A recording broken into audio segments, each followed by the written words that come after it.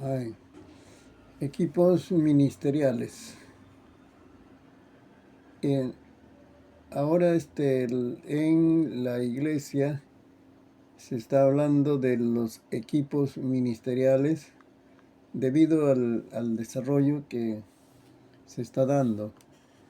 Eh, a pesar de que hay diversas denominaciones, pero en una ciudad, en- mayormente en las ciudades, ¿no?, donde hay bastante población, se están desarrollando las iglesias de miles de miembros. Ahí entonces no puede trabajar solo un pastor, sino ya tiene que ser un equipo ministerial. Entonces eso es lo que vamos a considerar hoy día, ¿no? Este es material de un pastor maestro también, Baumel Cárdenas Trevejo, de esta zona. Eh, Hablemos de los principios bíblicos de equipo ministerial.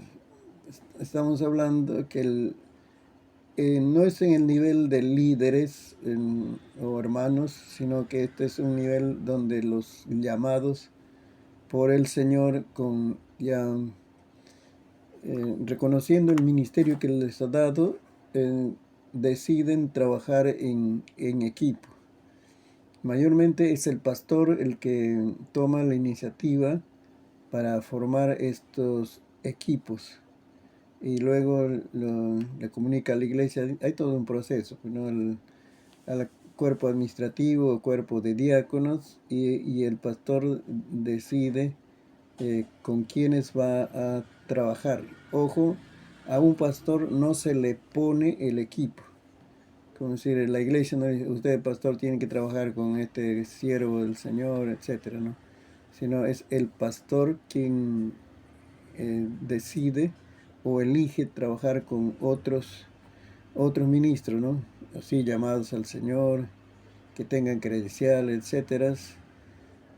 Ahí también influye que se puedan complementar. Esa es la idea de equipo ministerial, que se puedan complementar y para producir mayores resultados. Y entonces el aprobado todo ese proceso en el cuerpo administrativo eh, de la iglesia, ya lo presentan a la congregación en general y la iglesia lo recibe. O sea, no, la iglesia no decide, elige, vamos a decir, cada uno. Por ejemplo, en una iglesia hay 20 siervos, ¿no? Entre maestros, evangelistas, pastores, todo eso. No va a ser 20 elecciones, sino elige al pastor y el pastor decide con quiénes va a trabajar. Esa prerrogativa la han dado al pastor. Esto comienza hablando si lo vemos desde la Biblia, es cuando Jesús dice, él mismo instituyó. Es Cristo que instituye los 5 ministerios, pero para perfeccionar a la iglesia, el cuerpo de Cristo en general. Y la iglesia local es la expresión de esa iglesia, el cuerpo de Cristo. Y entonces la iglesia local puede ser edificado con los 5 ministerios, que es un detalle aparte que vamos a ver en otro momento, eso de la vigencia de los 5 ministerios. Entonces, si hay diversos ministerios, pueden complementarse para producir mayores resultados, ¿no? También hay diversidad de dones espirituales y dones de servicio que hemos visto. Aquí está usando la cita bíblica de dones de servicio. Y luego también están los dones ministeriales. Con todo ello, que, para que sea equipado la iglesia local, para mayor desarrollo, lo que se procura es que tengan mayor desarrollo. El ejemplo bíblico de trabajo en equipo lo vemos en la Trinidad, el Padre con el Hijo y el Espíritu Santo, en el tema de la salvación, desde si la iglesia fue, dice, escogida, predestinada desde antes de la fundación del mundo, desde ahí está la operación de la Trinidad en el asunto de la salvación de la raza humana y la iglesia, ¿no? Ahí están trabajando. Y esos planes y proyectos divinos, ¿ah? Y a largo plazo, tan largo plazo, hermanos, que la Biblia como lo describe desde antes y después de la historia de la raza humana. Es Dios quien ha planificado y Él lo lleva a cabo. Por ahí está el Padre, el Hijo y el Espíritu Santo. Luego está también el equipo del Jesús con sus discípulos. Fueron un equipo ministerial. Estos se estudian los evangelios, cuando llevan el curso de los evangelios, el trabajo que Jesucristo hizo con ellos de formarlos, prepararlos, porque ellos eran la semilla de la iglesia, los 12 apóstoles. Pero había otro grupo, el grupo B, que eran los apóstoles, no, los seguidores de Cristo, pero que no tenían títulos. Sencillamente querían estar al lado del Señor Jesucristo, disfrutando de su enseñanza, de su ministerio. Pero el grupo C eran las damas que viajaban con Cristo en algunos lugares. El apóstol Pablo menciona de equipo. Su equipo ministerial, como les decía, constaba de 18 personas. Alguien ha hecho esa relación de las 18 personas y que por eso también logró los resultados, ¿no? De plantar iglesias y que esas iglesias fueran desarrollando. Pero lo triste es que ya la era post-apostólica no han mantenido por lo menos ese nivel espiritual, moral y de crecimiento, que se ha perdido ese territorio, todo ese territorio donde el apóstol Pablo viajó, plantó tantas iglesias. Hoy día es territorio del islamismo. Y el cristianismo sí está en algunos puntitos, por ahí está.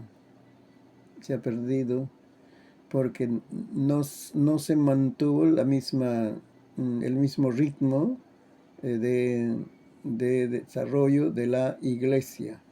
Esa es la iglesia el cuerpo de Cristo. Así que hay que aprender de la historia, también hay que aprender de las cosas que no resultaron hasta estos años, ¿no? Y hay bastante sufrimiento para los cristianos que están viviendo ahí en países donde la religión oficial es el islamismo. Entonces Pablo menciona, mayormente en Romanos 16, es una lista de sus colaboradores. Entre ellos habían comerciantes, artesanos, negociantes, como Lidia, por ahí debe estar, ¿no? O en otra lista, que eran parte. Y también los maestros o, predicadores que se levantaban como resultado del avance del Evangelio. Es el caso de Apolos. Apolos era de Alejandría, una ciudad de mucho conocimiento. Ahí estaban, si no es la primera, la mejor universidad de ese tiempo. Y la biblioteca también, una biblioteca notable.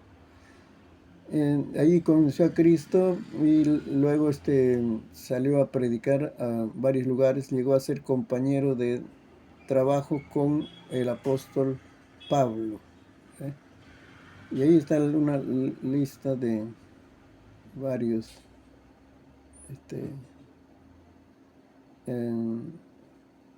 integrantes de su equipo. Así que esa es la idea que se ve, ¿no? Y ahora luego, ¿por qué un equipo ministerial? Uno, como hemos visto, es un principio bíblico, es algo que ha sucedido en la iglesia anteriormente y ha tenido resultados, ¿no? También porque responde a una visión que es edificar, consolidar a una iglesia en crecimiento. Cuando una iglesia mm, pasa sus niveles, hay ciertas vallas que la iglesia local debe superar. El- y entonces ya cuando llega un momento que el desarrollo y el crecimiento es constante, ya se han acostumbrado a un ritmo de bautizar, por ejemplo, cada 2 meses, 3 meses hay bautismo, más de 100 personas, y entonces ahora, ¿cómo vamos a atender esa iglesia? Se necesita un buen equipo ministerial. Pues, eh, no puede atender ya una, dos o cuatro personas, ¿no? La naturaleza de la iglesia demanda también el concurso de todos los ministerios, porque ahí en ese equipo van ingresando ya ministerios específicos. Se puede ser pastor, pero en un área, puede ser el ministro llamado por Dios, pero de repente a trabajar con niños o a trabajar con jóvenes, ese es su fuerte. Entonces encuentran un lugar donde desarrollar ese ministerio específico en una iglesia grande, ¿no? Y todo eso, ¿no? Ahí se atiende ya a las personas en un grupo específico. Hay cultos generales, sí, hay cultos generales, pero mayormente es el trabajo por grupos de edades o de necesidad también, ¿eh? Es una realidad el factor limitante. Un solo pastor no podrá administrar las varias necesidades de la iglesia. Por eso él integra su equipo con otras personas. En, un, este, en el curso de administración, cuando nos enseñaban, hay varios libros buenos de administración cristiana, administración de la iglesia. Ahí me enseñó una verdad. Un buen administrador, dice, no es que él sea el conocedor de todas las ciencias, todas las capacidades de esta tierra, sino dice en que él contrata y usa a personas que pueden tener mayor capacidad que él, pero lo hace trabajar a su favor. Ese es un buen administrador.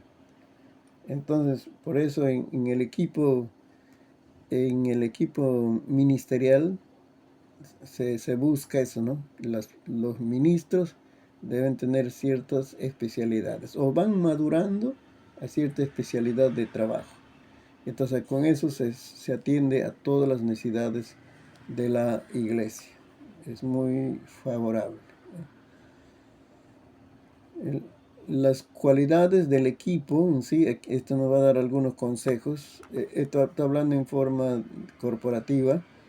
Las cualidades de todo el equipo ministerial. Vivir en el espíritu y no la carne. Se cultiva la vida espiritual en esas iglesias a través de devocionales, retiros también para los pastores y todo el equipo ministerial. Mayormente lo llaman pastores, pero a veces son maestros, evangelistas y hasta apóstoles puede haber ahí, pero lo llaman pastor.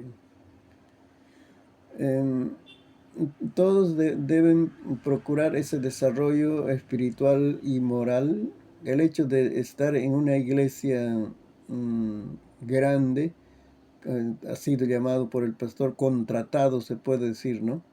Por el pastor, no significa que tienes asegurado todo y entonces aflojamos el ritmo de crecimiento personal y no sé, de visión, ¿no? Sino tiene que seguir creciendo y tiene que cultivar su vida espiritual. Eso aporta muchísimo, porque ahora está dentro de un ambiente donde va a requerir de lo mejor.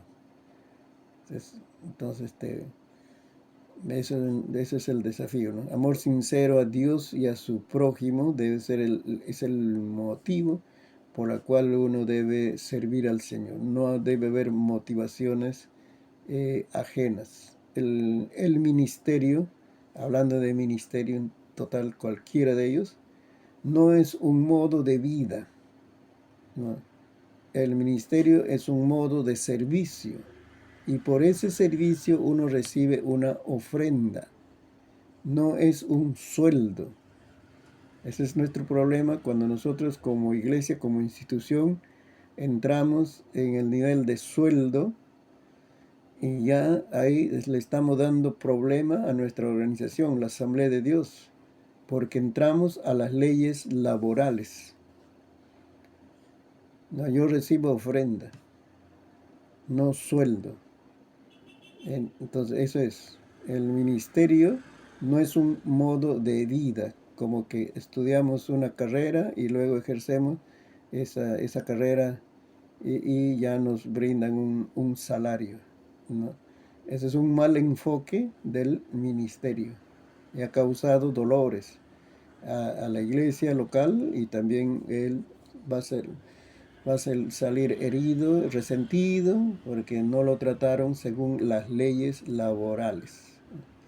Una cosa es el honor, el respeto, el cuidado que se debe tener por los pastores, todo eso tiene su lugar, pero no debemos llegar a tratarlo a la iglesia como una institución laboral solamente. Humildad por lo que el Señor te da el ministerio y nosotros no hemos inventado ese ministerio. Es procurar el bien de los demás, aprender a trabajar en equipo es aprender a gozarnos con el éxito de otros. Cualquiera que sea tu lugar de trabajo, de repente no es tan visible, ¿eh? Pero es un lugar donde el Señor te ha puesto o estás en proceso de formación y hay que procurar el bien de los demás, estar felices con lo que otros desarrollan. Sumisión incondicional a sus autoridades. Hay que saber movernos bajo autoridad, no tratar de afectar la autoridad que Dios ha puesto. Dios honra a esas personas. Cuando tienes un espíritu así de obediencia, sumiso, respeto, entonces va a haber desarrollo, va a haber resultado. Ser siervo por excelencia, esa es nuestra vida. Como el Señor Jesucristo vino a servir y no ser servido. Preferir la honra de los demás, si preferir el bienestar de otros, allí se ve el negarse a uno mismo y es un modo de cortesía elemental, o sea, la cortesía elemental en esta tierra. El caballero se conoce por lo que prefiere la tranquilidad, el bienestar de otra persona. Eso es. Cuando preferimos nuestra propia comodidad, nuestra propia tranquilidad a costa de otros, estamos procediendo con egoísmo y eso no es de un caballero. Saber sobrellevar las flaquezas los unos de los otros, porque hay débiles, hay fuertes en todo equipo o también en la iglesia, ¿no? Ser dóciles en agradar a los demás. No está diciendo en que hablamos, predicamos para agradar a los demás, es esa parte, la predicación, la enseñanza, todo, sino en que estamos accesible de las personas, no por el título o el rango, aun si ya ellos tienen que escucharnos, obedecernos, no, sino tenemos que estar cerca, al alcance de ellos sería la palabra. Saber perdonar y olvidar las ofensas, porque puede suceder también que hay algunas situaciones problemáticas, ¿no? Y por una y otra razón, porque en el fervor del trabajo es donde se liman las asperezas de nuestros caracteres. Pueden suceder, hay que saber perdonar, saber pedir perdón también si hemos fallado, hemos equivocado, hemos pecado contra alguien. Eso es algo digno de poder pedir perdón. No pierdes autoridad, no pierdes prestigio cuando pides perdón, ¿no? Ser leales el uno al otro, esos de amigos, esos de amigos, el ser leales, constantes en las buenas y en las malas, porque somos parte de un equipo, ¿no? Y si saliéramos de este equipo, hablamos bien de ese equipo, ha sido un tiempo que hemos trabajado con ellos, pues, y tu conciencia, tu corazón va a sentirse tranquilo. Transparencia en proceder, en todo proceder y actividades ministeriales. Eso es algo saludable, porque no tratar de impresionar con lo que estamos haciendo para los ojos humanos, pero en verdad no es la realidad. Eso es lo peor. Hay que ser transparente en nuestro proceder. Somos lo que somos y vamos desarrollando con naturalidad nuestro trabajo. Llevar las cuentas bien claras, nuestra conducta a la vista de todos. Ya hemos dicho la primera vez que el ministro de Dios ya no tiene vida privada. Ahora su vida es conocida por todos. Por una y otra manera van a conocer las cosas que uno hace, lo que llamamos en nuestra vida privada. Por eso debemos ser transparentes en todo. Y cuando tenemos que dar informe, informamos así con naturalidad, no inflando los informes, adulterando, manejando, ¿no? Eh, Conformidad, ¿cómo se conforma el equipo ministerial? Pastor, una pregunta. Sí, diga hermano. Este, bueno, creo que estamos hablando de todos los componentes, equipos ministeriales, pero en una iglesia ya grande, ¿no? Sí, Con 500, 600.000 miembros, eh, ¿cómo se puede llamar? Porque se va a necesitar un asesor legal, ¿no? Luego también un contador, y también para seguridad, ¿no? Entonces, ¿eso necesariamente van a percibir su pago? O no creo que hagan gratis, ¿no? Pues mm, siempre hay problemas de terrenos, inclusive, por eso asambleas de Dios no tienen, creo, títulos de propiedad, no sé, realmente todo está que debería, ¿no? ah, Entonces, um, todo eso falta, ¿no? Entonces, bueno, a los equipos ministeriales se les da su premio, pero a estas personas, a estos profesionales que estoy nombrando, cómo se le paga? ¿También ofrenda o también salario? este, cuando una institución, ya la institución contrata así a un profesional, ya tiene que darle sueldo, pues. Entonces ese es el problema de la institución. Entonces es la institución, por ejemplo, la Asamblea de Dios, la nacional, contrata. Ahí sí le da y ahí están todas las leyes laborales, porque es una asociación, ya tiene personalidad jurídica, todo. Por ejemplo, un abogado ya se ha jubilado, en la Asamblea de Dios tantos años ha trabajado, ya se ha jubilado. Y la Asamblea le va a dar su jubilación. Y ahora hoy ha entrado otro nuevo abogado. Ese sí es en el ámbito laboral. Pero nosotros no hemos sido contratados como un profesional. Nosotros hemos sido llamados al ministerio primero y le brindamos un servicio a la iglesia local. Y por eso entonces nos movemos en este término de ofrenda. Recibimos la ofrenda ministerial. Y entonces no vamos a tener dificultades, ¿no? Que la iglesia haga algunas provisiones para la ancianidad de sus pastores también es saludable, ¿no? Lo hacen en el espíritu de corresponder, de agradecimiento al pastor. Eso es bueno, eso es en el ámbito de iglesia local. Ahora, cuando la iglesia local sí ya tuviera su personería jurídica, ahí sí tiene que entrar ya a las leyes laborales, porque eso es lo que le exige. La personería jurídica ya le exige que tenga planilla y ya entra a las leyes laborales. Pero ya yo como pastor pues, tengo que moverme en mi ambiente que he sido llamado. Pues. Yo no puedo exigir, por ejemplo, a la nacional. He trabajado, son 43 años que estoy trabajando en la Asamblea de Dios como pastor, maestro, directivo, he sido 2 periodos. No estoy en planilla. Y así va a ser mi vida de servicio, de atención, porque ha sido mi compromiso con Dios. Y yo sé si he sido fiel al Señor, Dios va a cuidar mi ancianidad.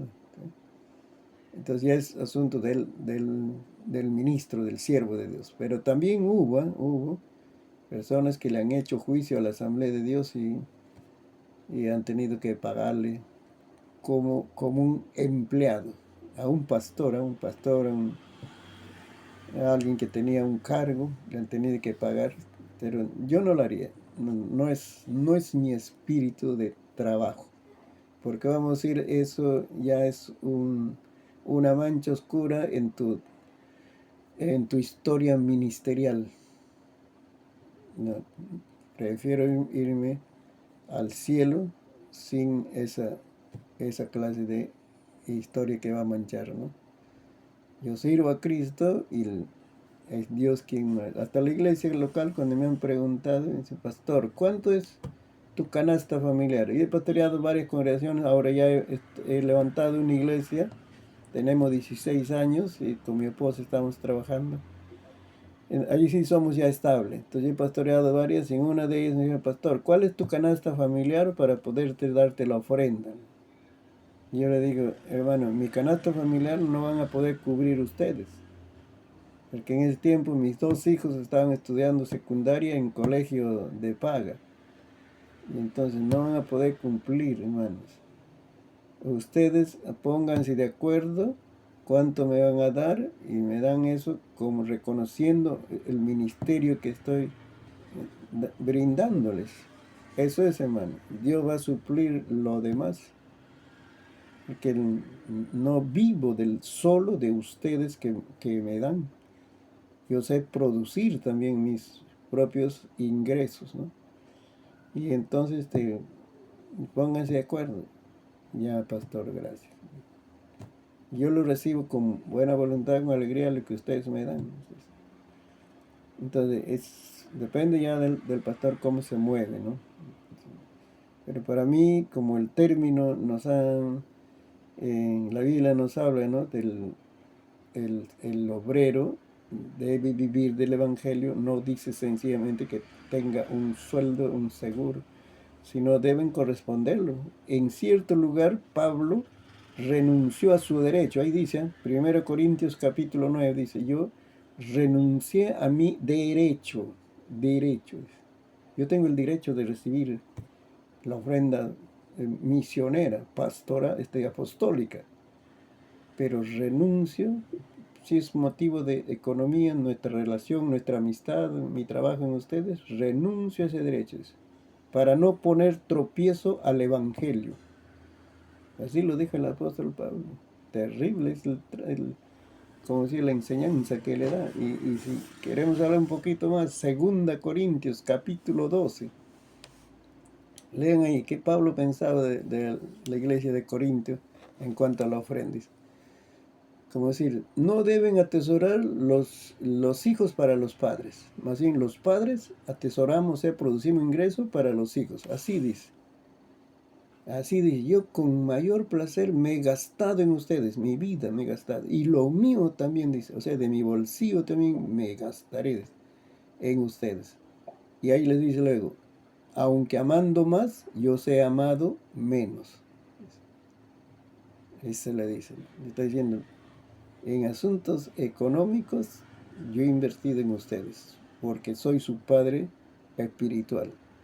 Y por eso yo entendí que él renunció la ofrenda que le iba a dar Corinto, porque era motivo de distanciamiento, de murmuración, no solo dentro de la iglesia, sino en la ciudad. Y entonces renunció, para no manchar su currículum, su historia de vida como siervo de Dios. Pero otras iglesias le dieron, lo recibió.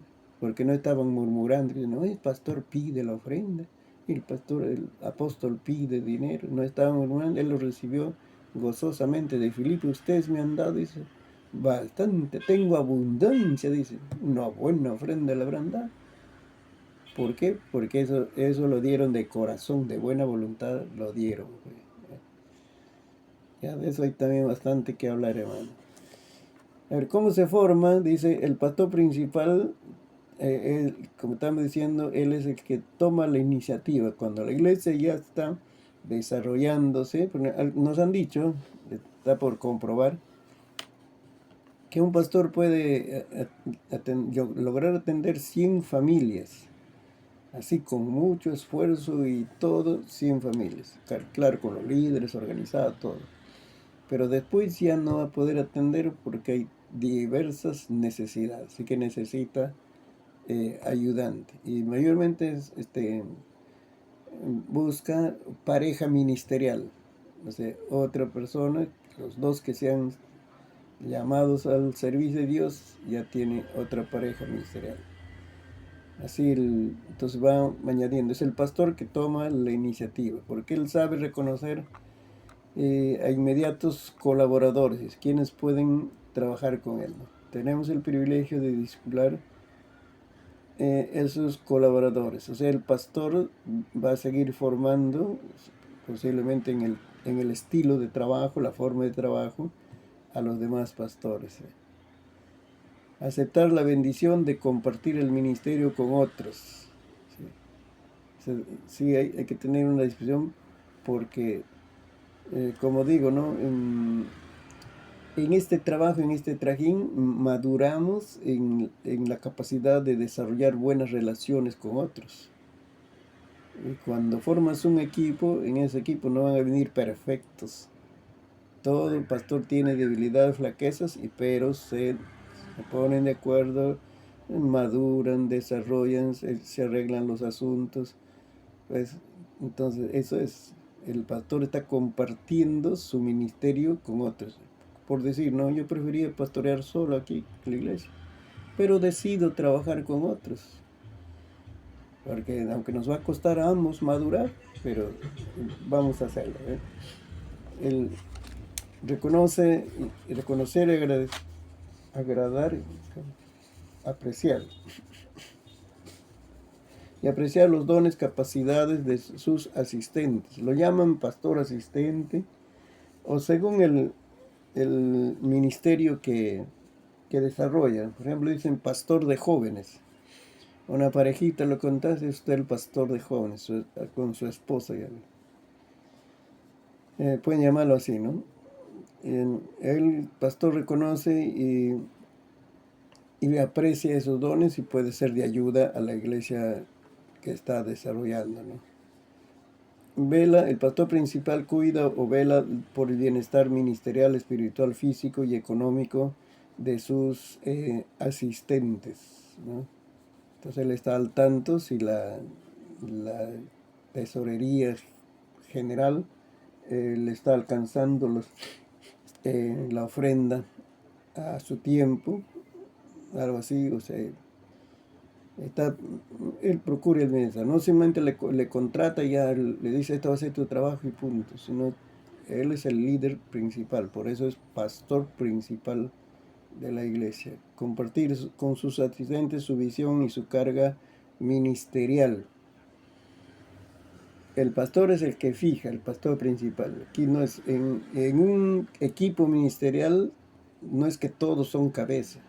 No, hay un pastor principal y él es el que da la visión de trabajo.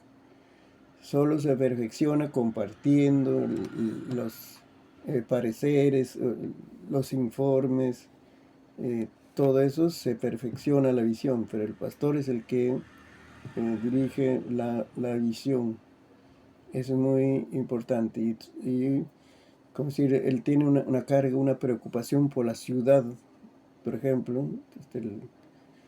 Ahí es muy importante la función del pastor principal, porque no es solamente juntar personas y trabajemos en la iglesia, sino qué vamos a hacer, ¿Qué vamos a hacer? Somos 5, 10, 15 personas. ¿Qué vamos a hacer? Y ahí el pastor principal tiene que compartir esa visión. A mí me preocupa nuestra ciudad. Puede poner una preocupación a nivel nacional también. Me preocupa la situación nacional. ¿Qué podemos hacer nosotros con iglesia para que podamos superar esta inseguridad ciudadana? ¿Cómo podemos derrotar ese espíritu de extorsión y sicariato? El pastor principal es el que pone la visión y podemos eh, compartir qué acciones hacemos, a qué puertas tocamos. ¿Ves? Entonces no es el cuerpo pastoral que le pone la visión al pastor. Pastor, hagamos en este año estas cosas, ¿no? Sino el pastor direcciona. ¿Ves? Y hay que ser bastante humildes de poder recibir esas instrucciones, porque como decir el pastor, cuando es solo, él decide las cosas en su congregación. Pero en cambio cuando está con otros que también tienen apreciaciones, puntos de vista diferentes, hay que tener bastante espíritu de comprensión con los otros, ¿no? Y sabrá delegar responsabilidades a sus asistentes cuando ya les da trabajos específicos, ¿no? A cada uno puede ser por actividades. Vamos a hacer una campaña de 3 días o de 5 días, entonces se organiza ya. ¿Quién va a ser el presidente de esta comisión, de las demás comisiones? Delega responsabilidad, además del trabajo que está haciendo. Puede ser pastor de niños, pero está trabajando para la campaña general que va a realizar la iglesia. Los pastores asistentes, también ahí vemos sus responsabilidades. Consideran en el equipo con un gran honor y privilegio, ¿no? Trabajar así, de esa manera, ¿no? En esa iglesia, ¿no? Tener la convicción de su vocación ministerial en un área específica. Aceptar la bendición de trabajar bajo cobertura. Y su disposición de desarrollar su ministerio en equipo, en obediencia y sujeción. Los demás pastores entonces van a poner su buena voluntad de ofrecer sus servicios, lo que él sabe hacer, y va a ir madurando, desarrollando para el bien de la congregación en general. Es un privilegio, es una oportunidad de crecimiento, porque vamos a decir, nos da la oportunidad ahora de trabajar en una iglesia grande donde hay un movimiento, hay un estilo de vida diferente, hermanos. En una iglesia que crece y que tiene miles de miembros, su estilo de vida de los ministros que están ahí es diferente. También el nivel de liderazgo le afecta al miembro sencillo que ingresa. Por ejemplo, hay ayuno cada semana, y no sábado, viernes, sábado, domingo. Pero no es que todos ayunan, sino por grupos. Entonces ahí está el anuncio, dice, en tal lugar, tal grupo, en tal lugar, por grupos así, de 5, 10, 15 zonas, no sé cómo lo llaman, ya no son células pequeñas, sino es un poco agrupaciones de células. Todo es ayuno. Entonces el creyente llega ahí. Si no está en primer ayuno, segundo ayuno, tercer ayuno. O si tiene oportunidad de ayunar, las 4 semanas del mes. Es otro ritmo. Es otro ritmo. Y entonces el pastor que ha estado trabajando solo en una iglesia tiene que adaptarse a ese ritmo de desarrollo, de trabajo. Luego, aceptar con alegría las condiciones del ministerio. Hay que hablar bien ahí cuáles son los ministerios, el tiempo también. Hay que hablar bien el tiempo. Hay un pastor que contrata cada año. Cada año contrata, como decir, ¿no?, a un siervo. Él está hablando, ya dice, podemos trabajar, ya cuando va a terminar su contrato, así llamémosle, ya entre noviembre y diciembre, ya le dice, gracias por tu apoyo, tu ayuda así de bendición, ya. Y si no, le dice, el próximo año te vamos a trabajar, ya. Y él ya lo arregla con el cuerpo administrativo, ¿no? El pastor principal. Pero él es el que está al tanto de todo esto. Hay que aceptar eso, que, que uno llega a un equipo y no es el pastor principal. Llegas ahí para brindar tus servicios. Que puede ser un tiempo, brindas tu servicio y has aprendido algo, tienes experiencia, sales y sigues en el ministerio, sigue la amistad.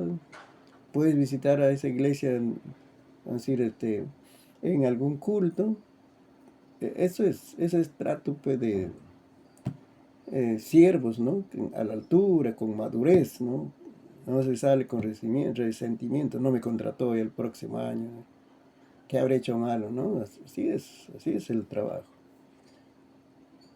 Eh, Jamás atribuirse derechos que no le corresponden. No interferir en asuntos administrativos, ¿ves? O tomar decisiones unilaterales, o firmar documentos que no le convienen. Disponer programas generales y uso de finanzas. Es que hay otras personas que tienen esa autorización de hacer esos asuntos.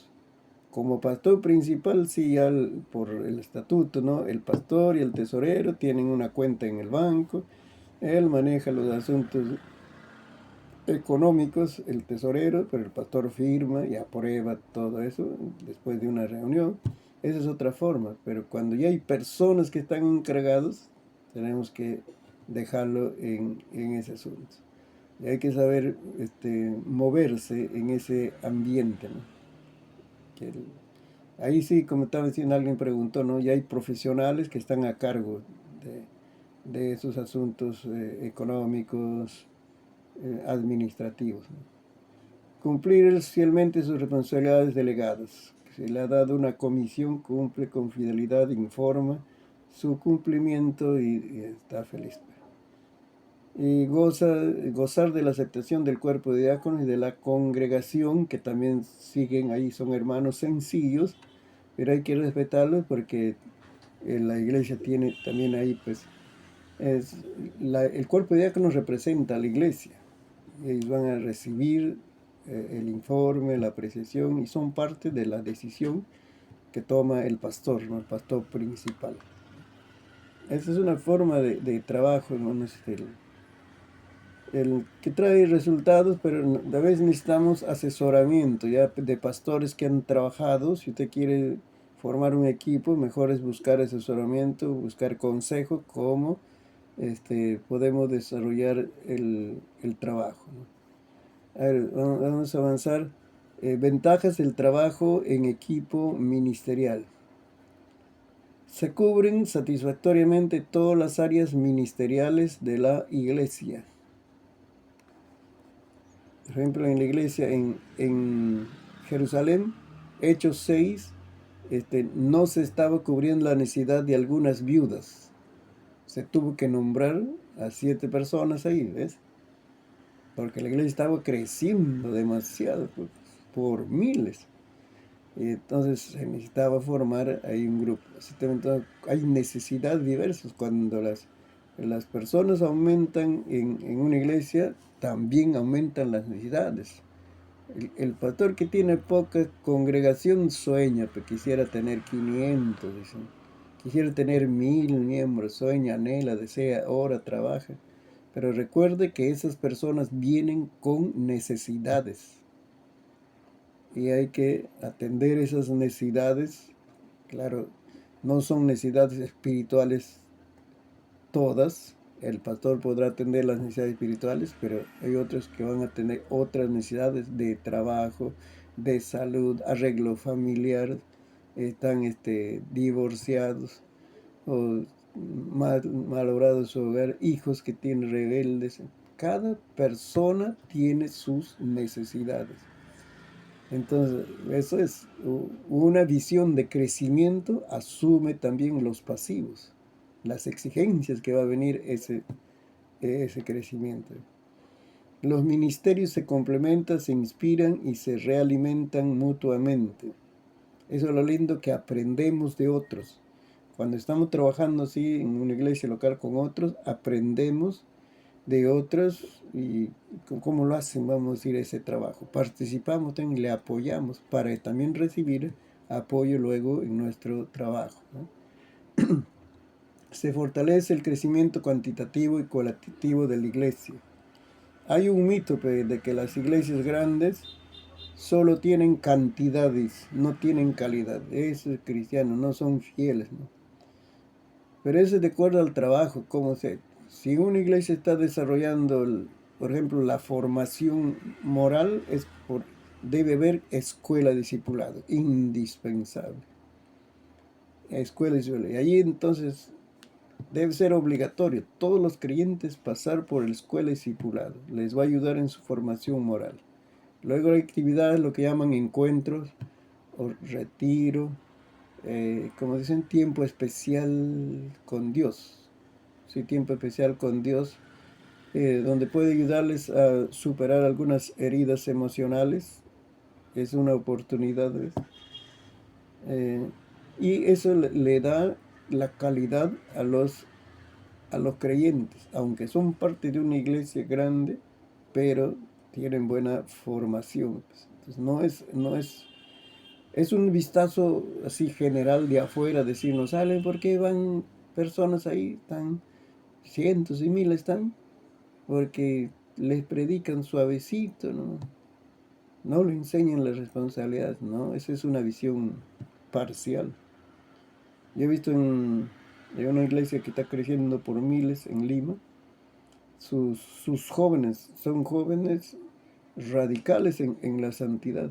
No todos, pero hay grupos que están creciendo, en donde sí están estudiando en la universidad, pero son jóvenes de convicciones firmes. No están en tibieza y están evangelizando, están llevando a sus amigos hacia Cristo.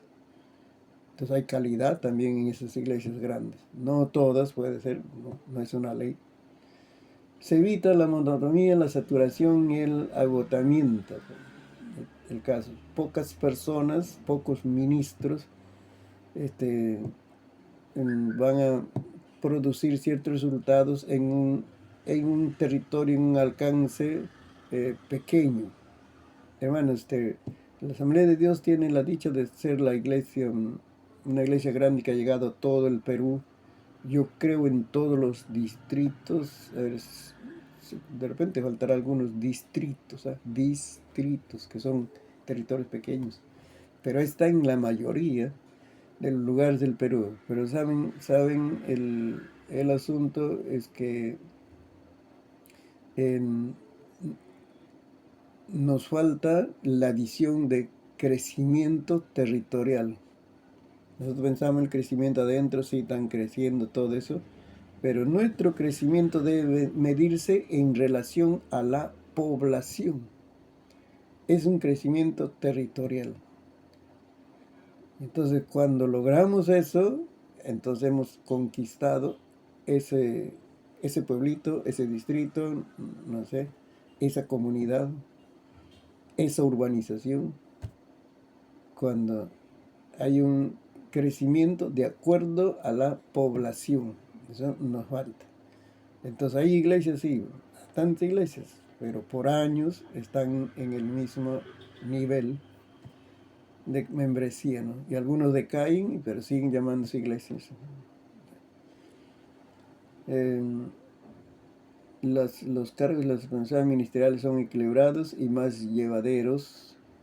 Eh, no es que son más livianos, no es que hay que trabajar menos, sino que como se encarga a otras personas que hagan ese trabajo, entonces ya los pastores van a trabajar en su lugar específico.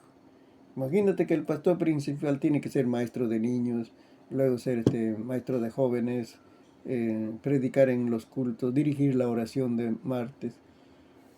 Él va a hacer todos los trabajos. cambio, cuando ya hay otros pastores que dirigen, hay pastor de jóvenes, se encarga ya no solo del culto, sino de la atención que se debe dar a todos los jóvenes, consejería, todo eso. Hay un pastor de jóvenes con su esposa, ¿eh? Entonces ya cada uno se dedica a su labor específica, ¿no? Ya lo dejamos el resto. El- yo reflexiono en base a los años de experiencia, y también es el estudio, ¿no?, que se hace, el análisis. Eh, Toda forma de división va a causar debilidad en la iglesia. En una ciudad, una iglesia, Asamblea de Dios planta una iglesia. ¿Y qué dicen ahora por reglamento? Las iglesias hijas, los anexos de esa iglesia grande, central, dice, deben ir a la nacional. Esa es una forma de dividir y causa debilidad. Eso se está hablándote en nuestra Asamblea de Dios.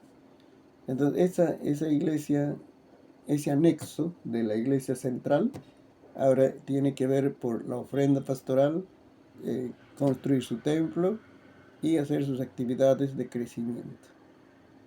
Eso es ahora. Algunos han logrado desarrollar, pero otros, así su motivo de quedarse ahí. Como ya no van a la central, ahí nomás tienen que estar ahí. Y debilita. Nosotros decimos, tenemos 60.000 iglesias ya. Pero en un distrito hay, digamos, déjenme cuenta, 10 iglesias Asamblea de Dios. Con 30 miembros cada uno, ¿cuánto sería? 300. Entonces, esos 30 miembros tienen que preocuparse, su templo, su pastor y los gastos de luz, de agua, de todo eso, tienen que preocuparse. Ahí está la debilidad. Que podrían hacer mejor, esos 300 podrían lograr mayor crecimiento. Eso ya es la visión de la nacional, pues. Eso tienen que ver. Y no hemos establecido, yo hablo así en otros niveles también, no hemos establecido el territorio de cada iglesia local. No hemos establecido. O sea, una iglesia, así cuando crece, puede tener anexos en cualquier lugar. Yo tengo aquí una iglesia en Gualmay que se llama Distrito Vecino de Huacho. El Huacho es más conocido por su nombre, su fama, todo eso.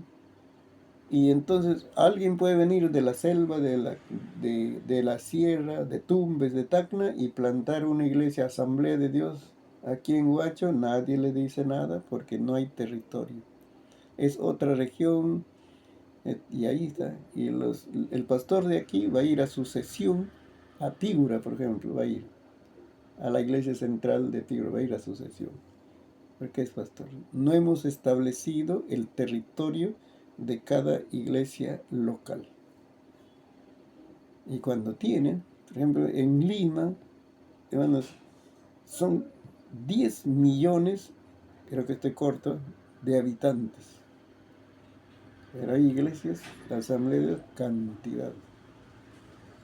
Pero los miembros están cruzándose, ¿sí? Por aquí, por allá, sus anexos y todo. Esa es nuestra flaqueza, nuestra debilidad. Por eso hay que, ahora tenemos que hablar un lenguaje que es iglesias grandes para alcanzar mayor territorio. Esto está en mi conclusión. Lean esto, hermanos, les va a ser útil el material, pero ya vamos a acabar, ¿no? En esta era que demanda mayor productividad, ahora se está demandando, hermanos, mayor productividad en todas las áreas, ¿eh? Y entonces las iglesias locales lograrán las conquistas de extensos territorios para Cristo, formando equipos de ministerios con excelencia. esas iglesias grandes pueden lograr mayor alcance. Es, es un, es un poder espiritual.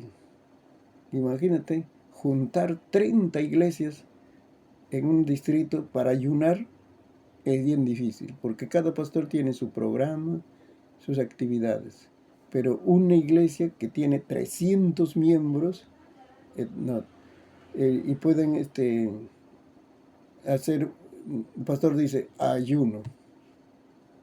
Hay mayor probabilidad que por lo menos estén 150 personas ayunando. Es un poder espiritual. Es un poder económico. Yo le desafío así, ¿no? A una iglesia. Imagínate que ustedes son 2000 personas. Dentro de esas 2000 personas hay, digamos, 500 familias. Y hay un hermanito que está vendiendo sus útiles escolares en ambulante, ni kiosco tiene, ni puesto tiene, solamente sale cada campaña, febrero, marzo, a vender sus útiles escolares. En 2 meses le hago un comerciante a ese hermanito. Ahí está la formación. Le digo, hermanos, vamos a apoyar. Él no me ha solicitado, es mi iniciativa. Vamos a apoyar al hermanito. Él está vendiendo sus útiles escolares. Esas 500 familias tienen hijos, unos en primaria, otros secundaria, y tiene necesidad de algún producto de la librería, él lo tiene. Favor de ir, visitar, respaldarlo, compren del hermano. En 2 meses le levanto su desarrollo económico y al tercer mes ya va a tener su puesto. Es un poder económico, la iglesia. ¿Y qué hacemos a veces? Nosotros como cristianos estamos comprando al inconverso, el inconverso gana su dinero y promueve pecado en tu pueblo, en tu ciudad. Es asunto de formación. Entonces se puede hacer. Una iglesia grande tiene capacidad. Mira, los políticos la van a visitar. De hecho, la van a visitar porque ahí ves su voto, dicen. Tienes puerta abierta para predicar a ellos. Porque no lo vas a conocer solo en campaña, lo vas a conocer también en otros espacios, ahí lo vas a conocer. Y se te abren las puertas, las oportunidades. Entonces, por eso tenemos que apuntar. Toda división así que está produce siempre debilidad y flaqueza. ¿Sí? Entonces tenemos que pensar, ¿no? Antes era nuestro lenguaje, este era el lenguaje, hermanos. Yo cuando comencé a estudiar, era un librito que nos enseñaban la doctrina de la iglesia y el lenguaje era una iglesia, un pastor. Una iglesia, un pastor. Eso eran en lugares de repente donde la población sea 1000 comuneros, ¿cierto? Una iglesia, un pastor. Pero ahora necesitamos hablar una iglesia, un equipo ministerial. Ese lenguaje debe ser. Los llaneros solitarios están desapareciendo y ahora se levanta un lenguaje de unidad, de productividad, articulación de recursos para propósitos de mayor impacto. Eso debe ser, hermanos. Entonces,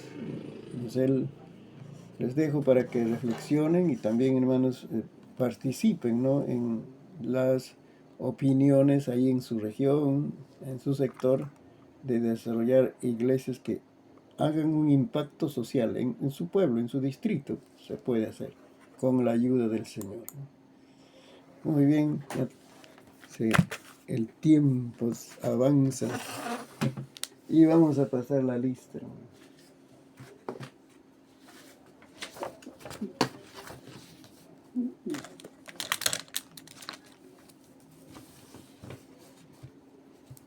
Estamos en la cuarta clase.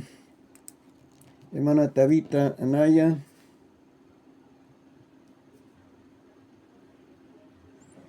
No está. Sí está la hermana.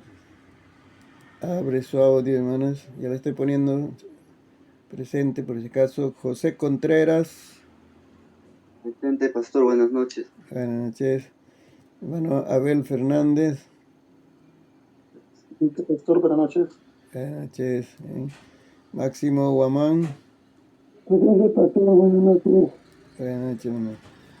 Olga Yamoca. Presente, pastor, buenas noches. Buenas noches, hermano. Cateriano López. Bueno, Cateriano, si está ahí, en la pantalla está. Andrés Elmer Osco. Presente, pastor, buenas noches. Buenas noches. Henry Quispe. Henry Quispe. No le he visto. A ver. Ruth Ramírez me está llevando. Jeremías Rodríguez. Presente, pastor, buenas noches, Dios le bendiga. Buenas noches, gracias. Vilma Rojas. Vilma Rojas. Pastor, disculpe, yo soy Ramírez Mendoza, pastor, no me ha... Creo que se pasó después del hermano Jeremías, pastor.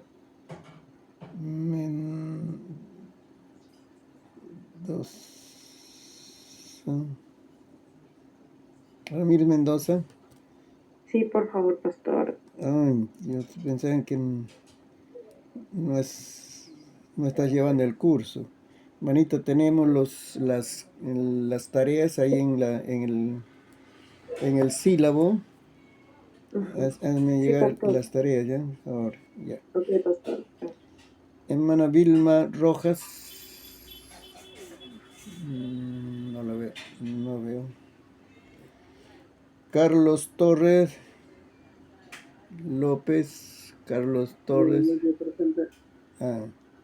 Carlos Ernesto. Leucrecia Ventura. Bendiciones, pastor, presente. Gracias, Herminio Yosarino. Herminio. Presente, pastor, buenas noches. Buenas noches. Y Drusila Ceballos.